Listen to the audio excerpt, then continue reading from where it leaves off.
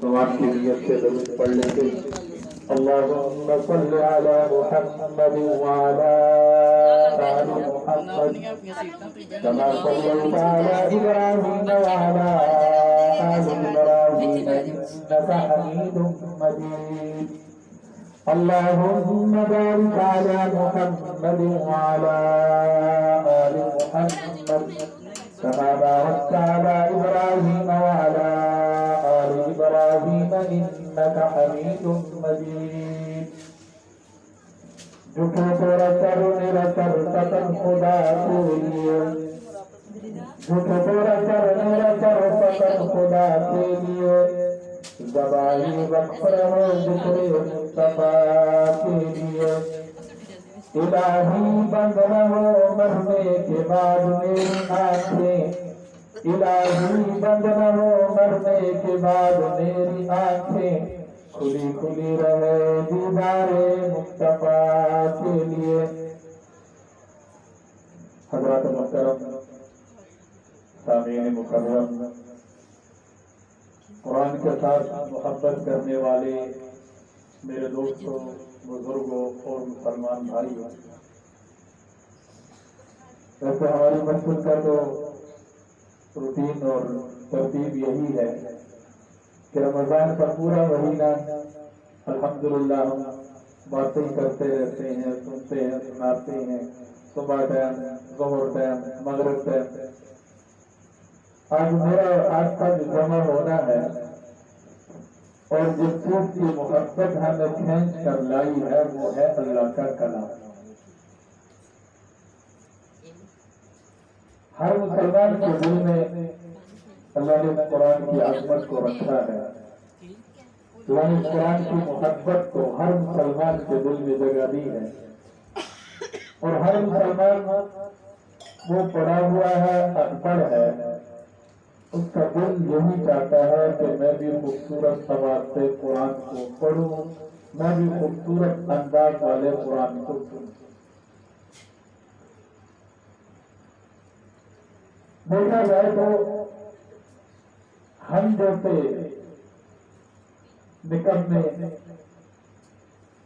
کمزور اور نالائق بندوں پر اس رب کریم کا کتنا بڑا احسان ہوا کہ آج کی مبارک رات اس رب کریم نے ہمیں اپنے گھر میں جمع فرمایا۔ دیکھا جائے تو مہینہ رمضان کا رات تاک رات اور پھر ختم قرآن کا موقع، ایسے موقع اللہ نصیب والوں کو دیا کرتے ہیں، ورنہ کتنے ہمارے ایسے بھائی، ہمارے ایسے عزیز، ہمارے ایسے بزرگ جو ان دنوں کا انتظار میں تھے لیکن ان کو یہ دن نصیب نہیں۔ رمضان کو دیکھا جائے وہ پورا مہینہ برکتوں والا، سات رات کو دیکھیں تو وہ رات بھی جس رات کو رب تعالیٰ نے خود 1000 مہینوں سے بہتر فرمایا، اور وہ قرآن کے ختم کے موقع کو دیکھا جائے تو یہ ایسا موقع ہوتا ہے جس میں اللہ دعاؤں کو قبول فرماتے ہیں، فرشتے ایسی مجلسوں کو گھیر لیتی ہیں، اللہ کی رحمت ایسی مجلسوں کے اوپر اپنا سایہ کر لیتی ہے، اور اٹھنے سے پہلے اللہ موجود بیٹھے تمام کے تمام لوگوں کے مغفرت کے فیصلے فرما دیتے ہیں۔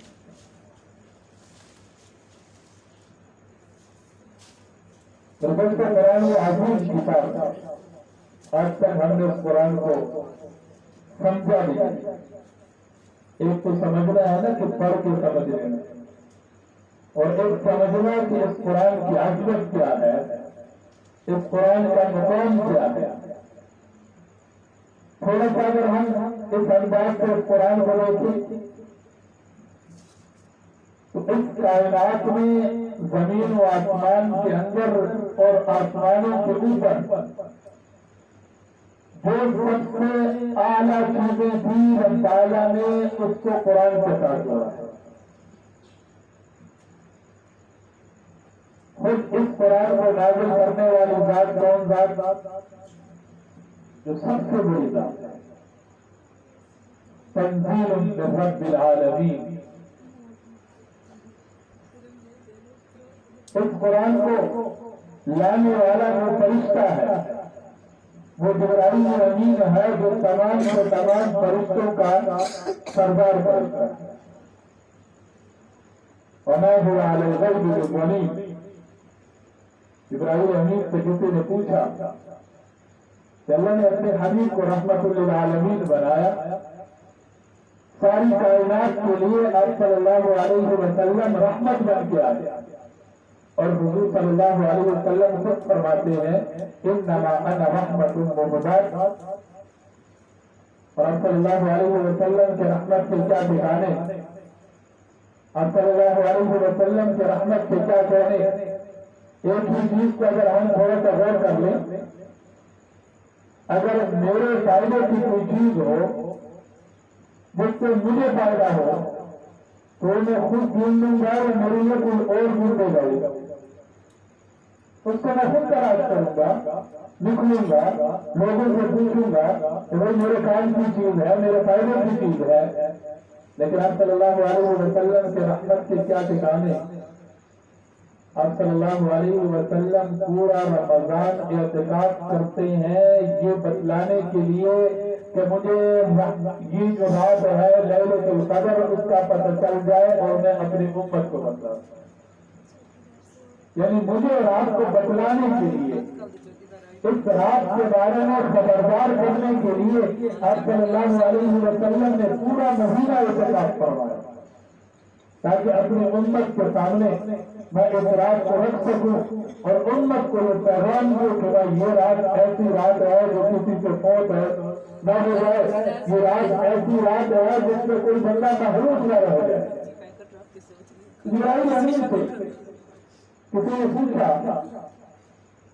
کہ باقی سب کو اس نبی کے رحمت سے حصہ ملا، تو نے بھی کوئی حصہ پایا تو نہیں پایا. فرمانے لگے میں تو سمجھتا ہوں جتنا حصہ اس نبی کے رحمت کا مجھے ملا جائے کسی اور کو ملا جائے. کیسے؟ میرا پتا ہے شیطان تھا بہت عبادت گزار تھا، بڑے سجدے اس نے کیے، عالم بھی تھا، عابد بھی تھا،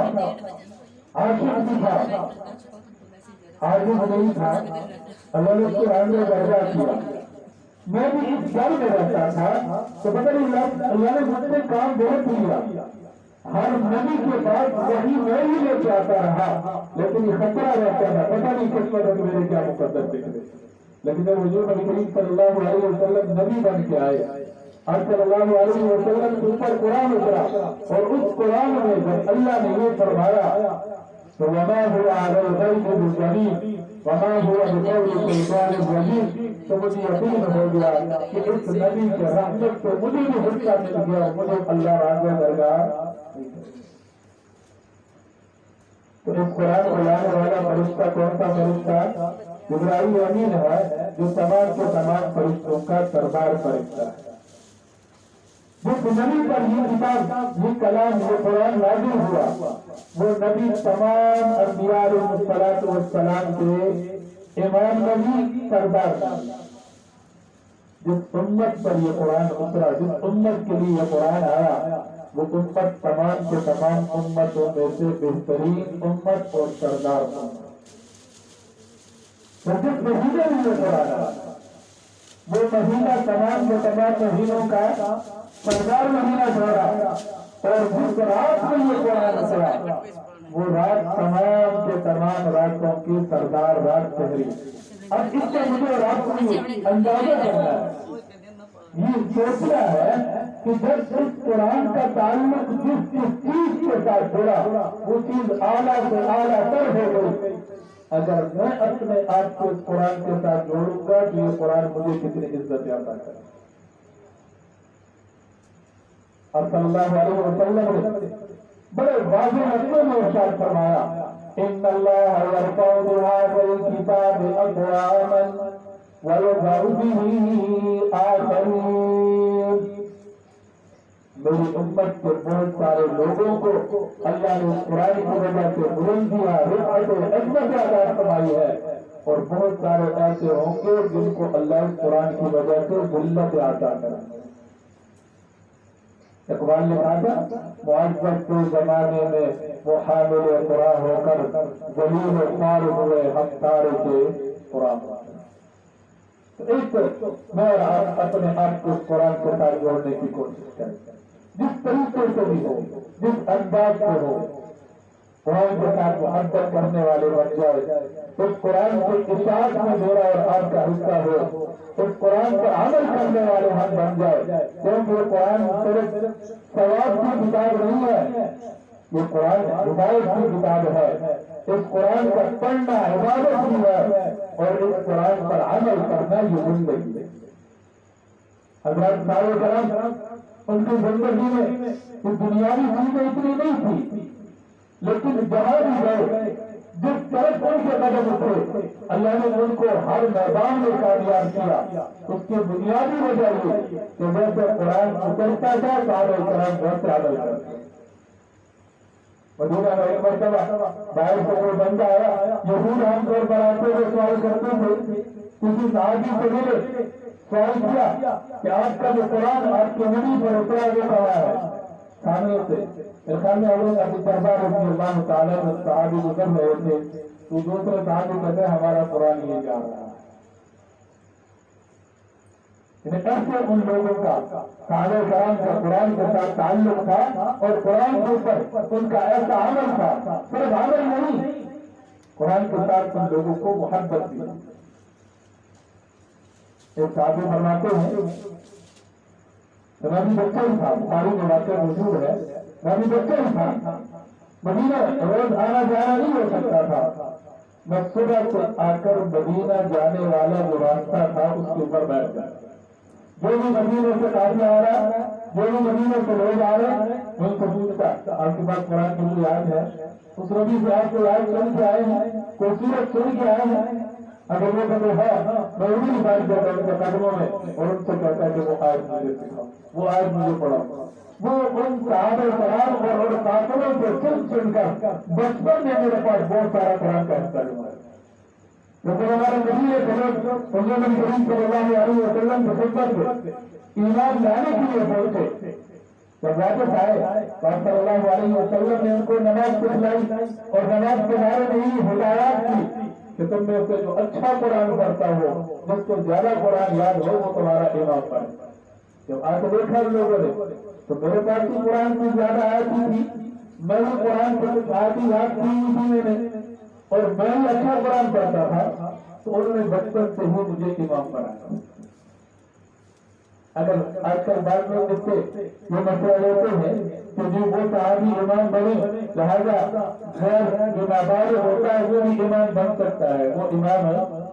نابالغ جو بچہ ہوتا ہے وہ نہ تراویح کا امام بن سکتا ہے اور نہ وہ فرض نماز کا امام بن سکتا ہے۔ وہ جو صحابی ہے محدثین نے لکھا وہ صحابہ کا اپنا عمل تھا، وہ حضور صلی اللہ علیہ وسلم کی تاکید نہیں تھی کہ تم کسی کو قرآن کہا تھا۔ قرآن اس کی عظمت والی کتاب ہے، سارے قرآن سارے شان والے، ہر ایک صحابی اس کے بارے میں حضور نے فرمایا اصحابی کا رسول ہماری حضور طویل کر کے طویل کر عہد میں تو 70 کے قریب صحابہ شہید ہوئے۔ اب 70 میتیں ہوں، ان کے لیے قبریں کاٹنا، ان کو دفن کرنا، ان کے لیے کفن کا بندوبست کرنا بڑا مشکل کام تھا، اور وہ مشین بھی زور بھی نہیں تھا کہ بندہ چلو مشین کسی کو منگوا کر وہ قبریں کاٹ کر سادے قرآن کو دفن کیا جائے۔ ایک ایک قبر میں 3 صحابہ، ایک ایک قبر میں 4 صحابہ، 2 صحابہ حضور صلی اللہ علیہ وسلم نے اپنے ہاتھ سے دفن کیا۔ اگر وہ حضور پوچھتے تھے کہ ان میں سے حافظ قرآن کون سے صحابی ہے، ان میں سے کس کو زیادہ قرآن یاد ہے؟ جو حافظ ہوتے جس کو زیادہ قرآن یاد ہوتا اس کو پہلے قبر میں رکھتے تھے اور دوسرے صحابی کو بعد میں قبر میں رکھتے۔ یہ قرآن کی عظمت ہوگی، قرآن کی اپنی برکات ہے. صحابہ کرام وہ لوگ ہیں جنہوں نے قرآن کی برکتیں بھی پڑھی تھی, جنہوں نے قرآن کی لذتیں بھی دی, اور قرآن کی رحمتیں بھی انہوں نے اپنی آنکھوں سے اترتے دیکھی. لذتیں بھی آیت بات ہے, بخاری میں واقع موجود ہے. آپ صلی اللہ علیہ وسلم نے ایک جگہ صحابہ کرام کا لشکر پہرا, تو آپ صلی اللہ علیہ وسلم نے 2 صحابہ کی ڈیوٹی لگائی پہاڑی کی, اور اس سے یہ فرمایا کہ ادھر کو دشمن کے آنے کا خطرہ ہے, تم لوگوں نے پہرا دینا. صحابہ کرام نے آپس میں مشورہ کیا کہ دونوں رات پر جاگیں گے تو فائدہ نہیں ہوگا, ہو سکتا ہے دونوں کو ایک ہی وقت میں نہیں جا جائے. یوں کر لیتے ہیں, آدھی رات میں سو جاؤں گا, آج پہرا دے, دوسرے صحابی جب وہ اٹھ جائیں گے تو دوسرے سو جائیں گے. صحابی فرماتے ہیں ایک میرے جو ساتھ والے تھے وہ سو گئے, اور میں اٹھ کے نفل پڑھنے میں نے شروع کیے, اور نفل میں نے سورہ کاف پڑھنی شروع کی. سورہ کاف پڑھتا رہا, دشمن کی طرف سے ایک تیر آیا, مجھے لگا قرآن کی لذت بھی ایسی تھی کہ مجھے تیر لگنے کا کوئی اندازہ نہیں ہوا. دوسرا تیر آ کر مجھے لگا,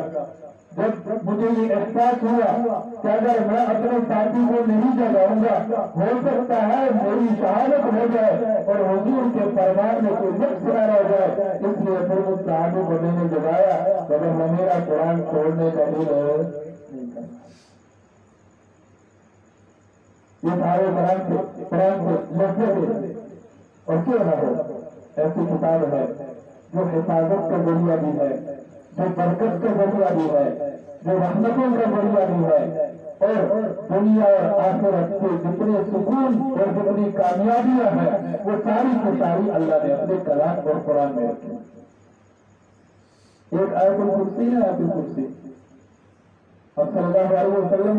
احادیث میں اس آیت الکرسی کے اتنے فضائل بیان فرمائے. اب صلی اللہ علیہ وسلم نے ارشاد فرمایا, جو بندہ آیت الکرسی کی تلاوت کر کے اپنے اوپر بند کرتا ہے کوئی چیز اس کو نقصان نہیں پہنچا سکتی. جو بندہ آیت الکرسی کی تلاوت کرے رات کو سونے سے پہلے, اللہ اس کے گھر, اس کے بال, اس کی اولاد اور پورے گھرانے سے اللہ حفاظت فرماتے ہیں. جو بندہ ہر فرض نماز کے بعد آیت الکرسی پڑھنے کی عادت بنا لے, وہ بندہ مرنے سے پہلے جنت میں اپنا مقام دیکھے گا, تب اس کو موت آئے گا. آخری 2 دن ہے, اور صلی اللہ علیہ وسلم کا معمول تھا رات سونے سے پہلے آپ صلی اللہ علیہ وسلم 3 بار دونوں پڑھ پڑھ کے اپنے اوپر بند کرتے تھے اور اپنے پورے وجود کے اوپر اپنا ہاتھ پھیر دیا کرتے تھے. ہم تو ہر طرح سے قرآن سے دور ہے, حالانکہ یہ قرآن اعلان کرتا ہے ثم اورثنا الكتاب الذين اصطفينا من عبادنا فمنهم ظالم لنفسه ومنهم مقتصد ومنهم سابق بالخيرات باذن الله. یہ قرآن وہ قرآن ہے, اس قرآن کی وجہ سے 3 قسم کے لوگ بنتے ہیں. اب میں نے خود سوچنا ہے کہ میں ان تینوں میں سے کون سی قسم میں سے بنوں. ثم اورثنا الكتاب, لبناتے فرمانے ان لوگوں کو کتاب عطا فرمائی. ثم اورثنا الكتاب الذين اصطفينا من عبادنا فمنهم ظالم لنفسه. بعض تو وہ ہیں جو اپنے لیے ظالم بنے, نہ قرآن کی تلاوت, نہ قرآن کی طرف کوئی توجہ, نہ اس کو سیکھنے کی کوئی توجہ, نہ اس کو پڑھنے کی کوئی توجہ, نہ اس کو زندگی میں لانے کی کوئی. فمنهم مقتصد, اور ان میں سے بعض وہ ہے وہ درمیانہ چال سکتے ہیں, کبھی جڑے کبھی ہٹے, کبھی جڑے کبھی ہٹے. ومنهم سابق بالخيرات, اور ان میں سے وہ لوگ بھی ہیں جو نیکیاں ہی نیکیاں کمانے والے ہیں. قرآن کے ساتھ اپنے آپ کو ایسے جوڑا کہ زندگی بھر اس قرآن کو اپنا وظیفہ بنا لیا, پڑھنے کے اعتبار سے بھی اور عمل کے اعتبار سے بھی اور ہر اعتبار سے اس قرآن کو اپنے لیے رہنما کو بہتر بنا. بہرحال تمہارا یہ چاہوں گا کہ آج کی رات ان مبارک راتوں میں سے جن کو حضور نبی کریم صلی اللہ علیہ وسلم نے اپنی امت کو لیلۃ القدر تلاش کرنے کا اور لیلۃ القدر پانے کے لیے کچھ نہ کچھ عبادات کرنے کا حکم دیا. اکثر علماء کی رائے یہی ہے, ہر ایک کا اپنا اپنا ذوق ہوتا ہے. ہمارے دین صاحب کا ذوق بھی یہی ہے کہ 27 کو لیلۃ القدر ہے. میرا اپنا ذوق یہ ہے کہ جو بھی 7 رات ہو میں ہر 7 رات کو لیلۃ القدر سمجھ کے جو دعا کرنی ہے جو کرنی ہے بندہ کرنا. اور ہمارے لکھا ہے بعض نے اپنا ذوق جو میں نے سورت پڑھی ہے سورۃ القدر، اس میں لیلۃ القدر کا لفظ 3 بار آیا ہے اور لیلۃ القدر اس میں 9 حرف ہے. 9 کو 3 کے ساتھ ضرب دے تو 27 بن جائے. اس لیے بعض حضرات کا حضرت ابن عباس رضی اللہ تعالیٰ عنہ کا خاص طور پر ان کا یہ ذوق ہے اور حضرت صدر الحاضر رضی اللہ تعالیٰ نے صفحہ رمضان میں اس پر کافی سارے عقلی دلیلیں ہوتی ہیں. وہ عقلی دلیلیں بھی ہیں جیسے آسمان کتنے ہیں کل 7 ہے، زمینیں کتنی ہے 7 ہے، ہفتے کے دن کتنے ہیں 7 ہے، طواف کے چکر کتنے ہوتے ہیں 7 ہوتے ہیں، صفا اور مروہ کے درمیان جو چکر ہے وہ کتنے ہوتے ہیں 7 ہوتے ہیں. یہاں تک کہ پچھلے دنوں میں پڑھ رہا تھا حضرت موسیٰ علیہ السلام کا قد تک بتایا تھا کہ حضرت موسیٰ علیہ السلام کا قد جو تھا وہ 7 گز تھا اور ان کے آثار کا قد بھی 7 گز تھا. اس لیے اور بھی بڑی ساری اس کی باتیں ہوتی ہیں کہ بعض اکثر حضرات کی رائے یہ ہے کہ لیلۃ القدر، لیکن علماء نے لکھا ہے ہر شخص کا جو قدردان. اگر بندہ لیلۃ القدر کو سمجھ لے نا تو مسلمان کے لیے ہر رات اللہ لیلۃ القدر کی بنا دے. بہرحال کوشش کرنی چاہیے کہ جیسے آپ حضرات نے آج قرآن کے ساتھ محبت کا ثبوت دیا، اب حضرات اپنے گھروں سے چل کر آئے، اتنی دیر قرآن کو سننے کے لیے کھڑے رہے. آج سورہ ہم حدیث پڑھ رہے تھے، آپ صلی اللہ علیہ وسلم نے ارشاد فرمایا جو بندہ نماز میں قرآن کے ایک حرف کو سنتا ہے، ایک حرف کے سننے پر اللہ اس کو 100 نیکی عطا فرماتے ہیں، اس کے 100 گناہ معاف فرماتے ہیں اور جنت میں اس کے اللہ 100 درجات بلند کرتے ہیں. تو جو دن گزرنے تھے وہ تو گزر گئے، آنے والے پا گئے. جن سے رہ گیا ان کو افسوس اور حسرت کرنی چاہیے اور یہ نیت اور ارادہ کرنا چاہیے کہ اگر زندگی میں اللہ نے پھر رمضان کی بہاریں نصیب فرمائی تو آئندہ کے لیے انشاءاللہ تراویح پورا پڑھوں گا اور قرآن پورا سننے کی کوشش کروں گا. ارادہ بنے گا انشاءاللہ. باقی جہاں تک ختم قرآن کا موقع ہوتا ہے آپ صلی اللہ علیہ وسلم کے بہت ساری ارشادات ہیں جن کے آپ صلی اللہ علیہ وسلم نے ارشاد فرمایا کہ ختم قرآن کے موقع پر اللہ خصوصی دعاؤں کو قبول فرماتا ہے. اور میری اپنی کوشش بھی یہی ہوتی ہے. مجھ سے حدیث سامنے آئی، آپ صلی اللہ علیہ وسلم نے ارشاد فرمایا الدعاء مخ العبادۃ، کہ دعا عبادت کا مغز ہے. تو ہماری جو عبادتیں ہیں یہ یوں سمجھو چھلکا ہے اور ہماری عبادت میں قابل بھی کوئی نہیں، کیونکہ کون سا ایسا رکن ہے جس میں ہم کو حرکت نہیں کرتے، کون سی ایسی نماز ہے جو ہم 100% کہے کہ میں نے پورے سنت آداب واجبات فرائض سب کا رعایت کر کے میں نے وہ نماز اور میں نے وہ عبادت پوری کی. اب روزہ بھی میری بہت بڑا عمل ہے، بہت بڑی عبادت ہے، لیکن ہم سے اس میں کتنی کوتاہیاں ہو جاتی ہیں، کتنے اس میں نقص پیدا ہو جاتے ہیں، کتنے ہم اس میں خامیاں کر جاتے ہیں. اس لیے اللہ نے ہر عبادت کے بعد مجھے اور آپ کو دعا دی اور دعا مانگنے کا مجھے اور آپ کو حکم دیا اور ارشاد فرمایا ادعونی استجب لکم، میرے بندے مانگنا تیرا کام ہے، قبول کرنا اللہ کا. اب صلی اللہ علیہ وسلم نے بڑے واضح لفظوں میں فرمایا کہ جو اللہ سے مانگتا ہے اللہ اس سے راضی ہوتے خوش ہوتے، اور جو اللہ سے نہیں مانگتا اللہ اس سے ناراض ہوتے. میرے اور آپ کے پیارے نبی کی عبادات جب ہم دیکھتے ہیں آپ صلی اللہ علیہ وسلم کئی موقع ایسے آئے کہ آپ صلی اللہ علیہ وسلم نے پوری رات دعا میں گزاری، پوری رات دعا مانگتے رہے، اللہ سے گڑگڑاتے رہے، روتے رہے. تو میں اور آپ کی عادت بنا لیں ہم بھی اپنے عبادات میں دعا کو بھی شامل کر لیں، کیونکہ دعا عبادات میں سے بہترین عبادت بھی ہے اور دعا عبادت کا مذہب بھی ہے. اور پورے مذہب میں سے ہم جتنے بھی ہیں ہر ایک بندہ دعا کا محتاج ہے. کسی نہ کسی صورت میں، کسی نہ کسی شکل میں اس بندے کو ایسی ضرورت ہے اس کی، ایسی محتاجی ہے اس کی، اور ایسا کوئی کام اس کا بنتا ہوا، ایسی کوئی اس کی اپنی ذات کے ساتھ، اپنے گھر کے ساتھ، اپنے تعلق والوں کے ساتھ ایسا کوئی مسئلہ ہے کہ ہر بندے کبھی یہ کرتا ہے کہ میں اپنے اللہ سے مانگتا ہوں۔ اس لیے اس کے بارے میں یہ بات ذہن میں رکھیں کہ جب بھی بندہ مانگتا ہے، جس وقت بھی مانگے، اللہ ہر وقت ہر ایک کی قبول فرماتے ہیں، اور دعا مانگنے کے لیے اللہ نے کوئی نیکی کی شرط دی کہ نیک مانگ سکتا ہے، گناہگار نہیں مانگ سکتا، نہیں، عام حکم ہے ادعونی استجب لکم، اور اپنے حبیب صلی اللہ علیہ وسلم کو اللہ نے ارشاد فرمایا اذا سألک عبادی عنی فإنی قریب، میرے حبیب اگر میرے بندے آپ سے میرے بارے میں پوچھے، میرے پتہ لے، تو ان کو بتا دینا کہ میں اللہ قریب ہوں ہر ایک۔ اور ساتھ ہی ارشاد فرمایا اجیب دعوت الداعی اذا دعان، اور جب بھی جس وقت بھی مجھ سے میرا بندہ مانگتا ہے، مجھے پکارتا ہے، میں اپنے ہر بندے کے ہر پکار کو سنتا ہوں اور ہر بندے کے ہر دعا کو قبول کرتا ہوں۔ آخر بات کرنے لگا، اب صلی اللہ علیہ وسلم نے ارشاد فرمایا کل قیامت کے دن اللہ کے حضور ایک بندہ آ جائے گا، نام اعمال اس کے سامنے ہوگا، اس کے نام اعمال میں کوئی بھی نیکی نہیں ہوتی۔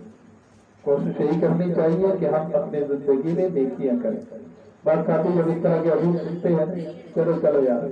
اللہ اس کے ذہن کے مطابق اس کے ساتھ فیصلہ فرمائے، جیسے بندہ اپنے رب کے ساتھ گناہ رکھتا ہے اللہ ویسے ہی فیصلہ فرما دیتے۔ بات ساتھی نہیں تھی اتنے زیادہ نہیں کرنے چاہیے لوگ، بھائی اللہ جب اپنے رحیم ہونے کو بیان کرتے ہیں، اپنی رحمتوں کو بیان کرتے ہیں، تو مشہور بات ہے نا حضرت سفیان ثوری رحمہ اللہ تعالیٰ کے کسی اور بزرگ کا لفظ اللہ سفیان ثوری، اگر میں تیرے سے اپنا پردہ ہٹا لوں نا اور تیرے اندر کی ساری باتیں ان لوگوں کے سامنے رکھوں تو تجھ سے کوئی سلام لینے کے لیے بھی تیار ہے۔ ابھی تجھے جو بزرگ سمجھ رہے ہیں نا، تو انہوں نے جواب میں عرض کیا اللہ اگر میں تیری رحمت ان لوگوں کے سامنے بیان کرنا شروع کر دوں تو پھر شاید مجھے کوئی سجدہ کرنے والا بھی نہ رہے، تو اللہ اتنے رحیم ہے کرنا کی اللہ بنا ٹھیک ہے تو بھی اپنے رکھ تو میں بھی۔ صلی اللہ علیہ وسلم نے ارشاد فرمایا کہ ایک بندہ ہے اللہ کے حضور آ جائے تو فرمایا کہ ہاں میرے بندے کوئی نیکی تیرے پاس ہو تو لے آتا۔ وہ جب دیکھے گا تو کہیں بھی اس کی زندگی میں اس کو نیکی نہیں لگا، تو اللہ سے فرمایا کہ تیری ایک نیکی میرے پاس محفوظ ہے، پتہ نہیں کون سی ایسی میری نیکی ہے جو مجھے نہیں پتا، اور میری وہ نیکی اللہ کے پاس محفوظ ہے۔ اللہ سے فرمائیں گے کہ تو ایک دن رات کے اندھیرے میں آدھی رات کا وقت اپنی چارپائی پر سویا پڑا تھا، تیری آنکھ کھلی، پانچا برتتے ہوئے تو ایک مرتبہ کہہ گیا اللہ تیری وہ ادا مجھے پسند آئی تھی، تیرے کچھ نیکی کو میں نے قبول کر لیا تھا، اور رات سے کچھ اندھیرے میں مجھے ایک بار پکارنا وہ مجھے اتنا پسند آیا کہ آج اسی کی وجہ سے میں تیرے مغفرت کا فیصلہ کر دیتا ہوں، تیرے بارے میں جنت کا فیصلہ کرتا ہوں۔ ایسے رحیم اللہ ہے، اگر بندہ ایک بار کہے نا سبحان اللہ،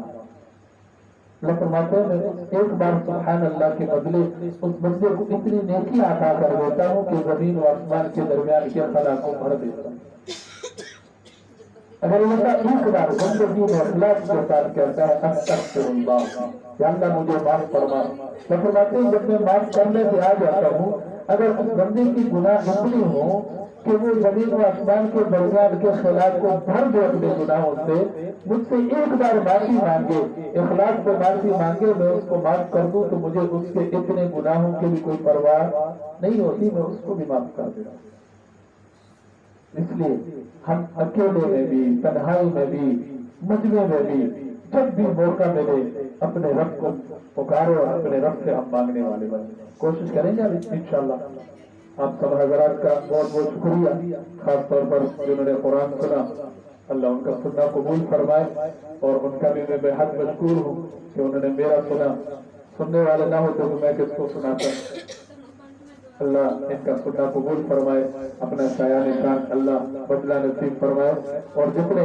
آج بھائی آئے ہیں اللہ ان کی محبتوں کو قبول فرمائے، قدم قدم پر اللہ ان کے ساتھ اپنا سایہ نشان معاملہ فرمائے، اور اللہ آج کے ہمارے اس مجمع کو اپنے گھر میں ہمارے فیصلے کو ہم سب کے نجات کا اور مغفرت کا ذریعہ بنائے۔ وآخر دعوانا ان الحمدللہ رب العالمین۔ دعا کر لیتے ہیں پھر آمین۔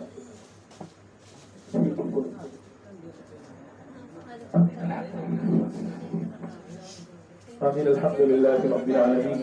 والعاقبۃ للمتقین والصلاة والسلام علی رسولہ الکریم وعلی آلہ واصحابہ اجمعین۔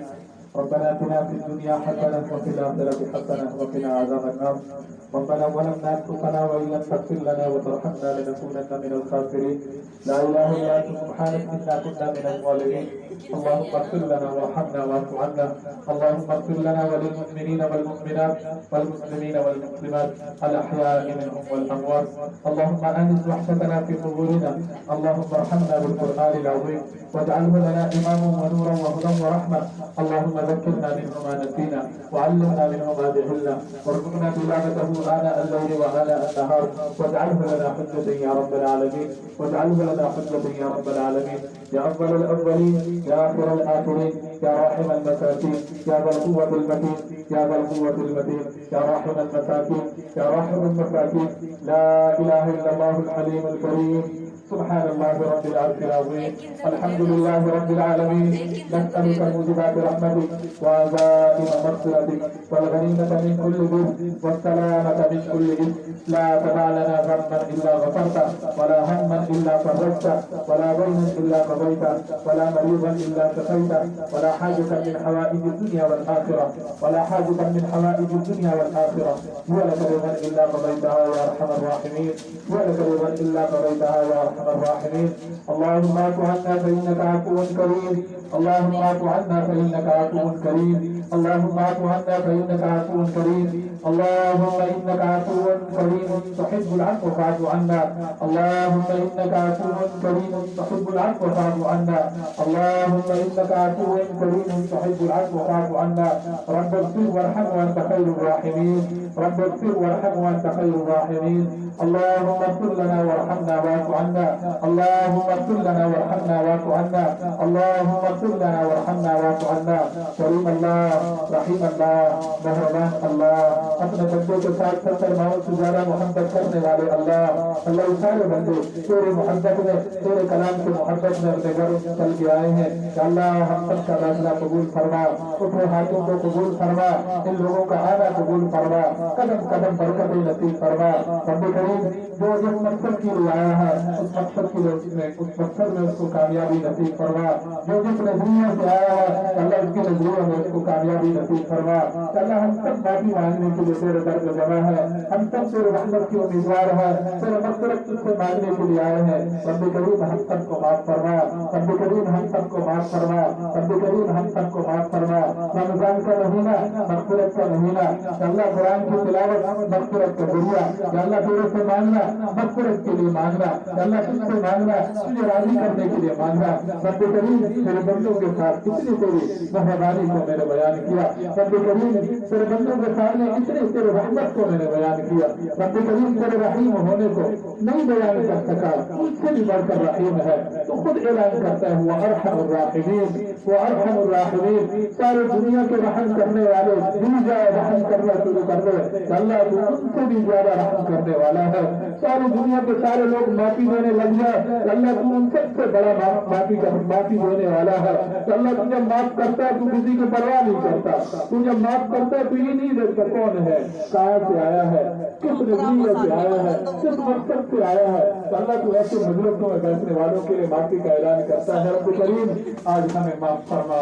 آج ہمیں معاف فرما، آج ہمیں معاف فرما، پتہ نہیں زندگی میں یہ دن پھر ملتے ہیں یا نہیں ملتے، زندگی میں یہ راتیں پھر نصیب ہوتی یا نہیں ہوتی، یا اللہ ایسے موقع پر زندگی میں آئیں گے یا نہیں آئیں گے، ہمیں نہیں معلوم، باقی کو صرف ایک بار یا اللہ پکارنے سے تو نے اس کے باقی کا اعلان کر دیا تھا. ہم تجھے بار بار پکارتے ہیں اے میرے اللہ، اے میرے اللہ، اے میرے اللہ، اے معاف کرنے والے اللہ، اے محمد صلی اللہ علیہ وسلم کے رب، اے ابراہیم خلیل اللہ کو پیدا کرنے والے اللہ، اے جبرائیل میکائیل اور اتنے بڑے بڑے فرشتوں کو پیدا کرنے والے خدا، اے زمین و آسمان کے رب، اے سارے نظام کو چلانے والے اللہ، اے دن اور رات میں تبدیل کرنے والے اللہ، رات کو دن میں بدلنے والے اللہ، اتنے سارے بندے تیرے سامنے ہاتھ پھیلائے ہوئے ہم صبح آتے ہوئے کہ اللہ ہر ایک تجھ سے دنیا نہیں چاہتا، صرف اور صرف تیرے سے رحمت کی امیدوار ہم سب ہے، تیرے سے مغفرت کی امیدوار ہم سب ہے. رب کریم آج ہمارے مجمع کو معاف فرما، اور ہمارے مجمع کو معاف فرما. اتنے سارے بھائی اس امید سے آتے ہیں کہ آج ہم دعا میں شریک ہوں گے، اتنے سارے بھائی اس نیت سے آتے ہیں کہ آج دعا میں ہمارا گناہ شامل ہوگا. اللہ جس طرح کے آئے ہیں جس سے ماننے کے لیے آئے ہیں، تجھے اپنا رب تسلیم کیا، تجھے ارحم الراحمین مانا، تجھے غفار لمن تاب تسلیم کیا. رب کریم تو بات نہیں کرے گا تو اور ہم جان کے کہا ہمارے پاس کوئی حل نہیں ہے، ہمارے پاس کوئی اور راستہ نہیں ہے. اپنے حبیب صلی اللہ علیہ وسلم کو آج اپنے روزے میں خوش کروا، ان تک جبھی خبر پہنچے گی کہ آج کوئی اتنی بار امت کو اللہ نے معاف کر دیا. حبیب روزے میں کتنے خوش ہوں گے کہ اللہ اپنے حبیب کی خوشی کی خاطر ہم نالائق ہی صحیح، ہم گنہگار ہوں صحیح، ہم نکلنے صحیح، لیکن تیرے حبیب کی امتی ہے، تیرے حبیب کی امتی ہے. کل قیامت کے دن جب تیرے حبیب ہمارے معافی کا اعلان سنے گا کہ اللہ کتنے خوش ہوں گے تیرے حبیب. آج اپنے حبیب کو خوش فرما اور ہم سب کو معاف فرما، مرد و عورتوں کو معاف فرما، جوان و بوڑھوں کو معاف فرما، بچوں کو معاف فرما. جتنی مائیں بہنیں بیٹھی ہوئی اللہ سب تیرے سے ماننے کے لیے آئے ہیں، سب تیرے سے ماننے کے لیے آئے ہیں. دنیا کی جتنی چودھری کے پاس اتنی پنچایت میں لے کر جائے اللہ کو چودھری اپنی گھبراہٹ کو ملتے ہوئے تو بھی معافی کا اعلان کرتا ہے. تو بھی شہنشاہوں کا شہنشاہ ہے. تیرا خود اعلان ہے لمن الملک اليوم، لمن الملک اليوم، لمن الملک اليوم للہ الواحد القہار. کسی نے ہمت نہیں، کسی نے طاقت نہیں تیرے سامنے بول سکے. ہم صرف معافی مانگنے کے لیے آئے ہیں. اتنے سارے تیرے گھر پر جمع ہے، ایک ہی بندہ جس سے تو راضی ہوتا ہے اس کی وجہ سے تو سب کو معاف فرما دیتا ہے. حضرت موسیٰ علیہ السلام کے اس گناہگار کی وجہ سے جب اس نے معافی مانگی تو اللہ تم نے سب کی دعاؤں کو قبول کیا. اللہ پورے مجمع میں سے کسی ایک کو پسند کر لے میرا اللہ، پورے مجمع میں سے کسی ایک کے آہ کو سن لے میرا اللہ، اس پورے مجمع میں سے کسی آگ سے بہتے آنسوں کی راز رکھتے میرا اللہ. اتنے سارے نوجوان جو اپنی جوانی کے غرور میں تھے آج تیرے سامنے وہ بھی یہ گراتے نظر آ رہے ہیں. اتنے سارے نوجوان جنہوں نے تیرے گھر میں جب ڈوری ڈالے ہوئے ہیں، اتنے سارے دنوں سے اللہ کے سجدے میں ہے، وہ رکوع میں ہے، اتنے گھر سے قدم باہر نہیں رکھ رہے. اللہ اسی لیے بطورہ میں بات فرمائے گا. پورے ہمیں رمضان دیا معافی کے لیے، قرآن دیا معافی کے لیے، حدیث دیا معافی مانگنے کے لیے، میرے تو قدر ہمیں معاف کرنے کے لیے بھی کہ اللہ سب ہمارے سامنے ہے، سب میں ہم اس سے مانگ رہے کہ اللہ معاف فرما دے، اللہ معاف فرما دے، اللہ معاف فرما دے، اللہ معاف فرما دے. سب کو معاف فرما، جو نہیں آئے ان کو بھی معاف فرما، جو آ گئے ان کو بھی معاف فرما، جو زندہ ہے ان کو بھی معاف فرما، جو پیٹ ہو چکے ان کو بھی معاف فرما. رب کریم کتنے ہمارے ذہنوں میں تصویریں ہیں، کتنے ہمارے دلوں میں ہمارے عزیز بنتے ہیں جو ہمارے سجدہ ہو چکے ہیں، تیرے حضور پہنچ چکے ہیں. اللہ کسی کا والد ہوگا، کسی کا بھائی ہوگا، کسی کی ماں ہوگی، اللہ کسی کا بہن ہوگا، کسی کا لفظ ہوگا، تیرے پاس پہنچ چکا ہے. اللہ سب کو معاف فرما، سب کو معاف فرما. آج کی رات ہم سب کے لیے معافی کی رات بنا دے میرے اللہ.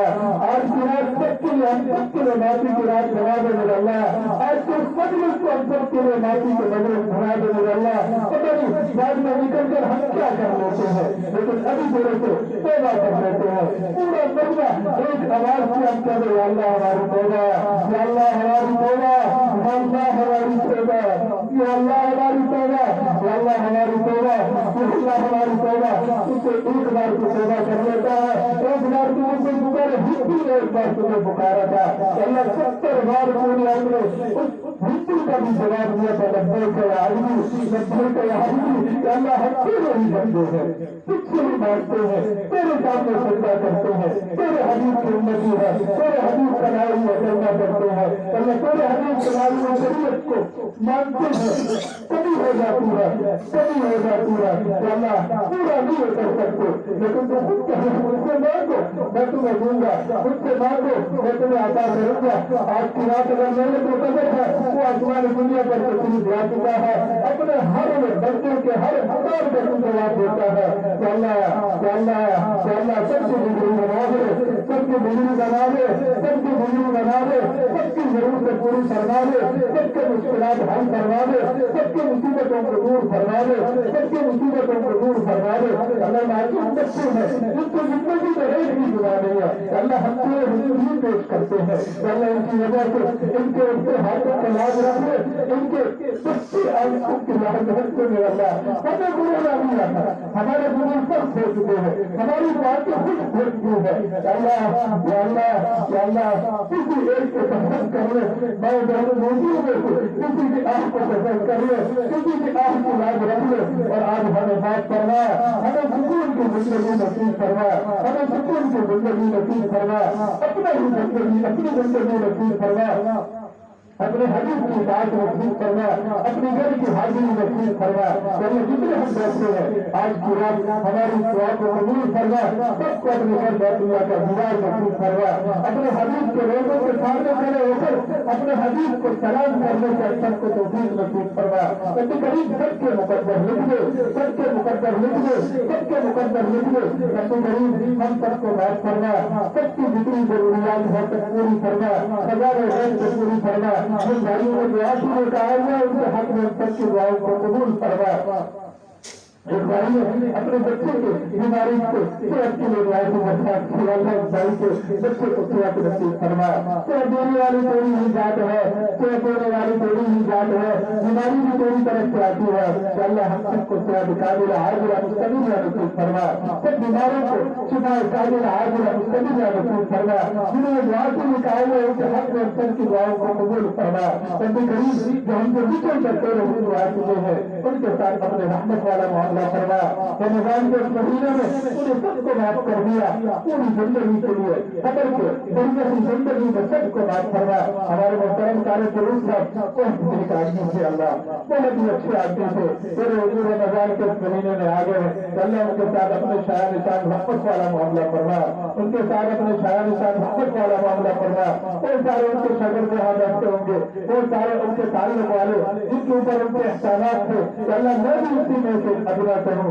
کہ اللہ تیرے حضور ہاتھ جوڑ کر کہتے ہیں ان کے ساتھ معافی والا معاملہ کرنا، ان کے درجات کو بلند کرنا۔ ہمارے دوسرے قدر شوکت آج کے دن فوت ہو چکے، اللہ ان کو بھی معاف کرنا، ان کے درجات کو بلند کرنا۔ جو دیر بعد پہنچ چکے ہیں سب کی اولادوں کو نیک بنا، سب کی اولادوں کو اپنے والدین کے لیے صدقہ جاریہ بنا۔ ہمارے مسجد کے نمازی، ہمارے پڑوسی جنہوں نے دعا کی درخواست کی، حاجی عثمان صاحب پہنچ ہوئے کہ اللہ حاجی صادق صاحب سے، حاجی یوسف صاحب سے، بھائی اعجاز کے والد ہے، ان کی والدہ ہے، ان کے بھائی ہے، اللہ کس کس کا نام دو، کس کس کو تیرے سامنے ذکر کرو، وہ عالم کی بات اس کو دور بات ہے، ہر ایک تیرے سے مانگ رہا ہے۔ ہمارے مسجد کے جتنے نمازی ہے تیرے پاس پہنچ چکے ہیں، ہمارے بہت پیارے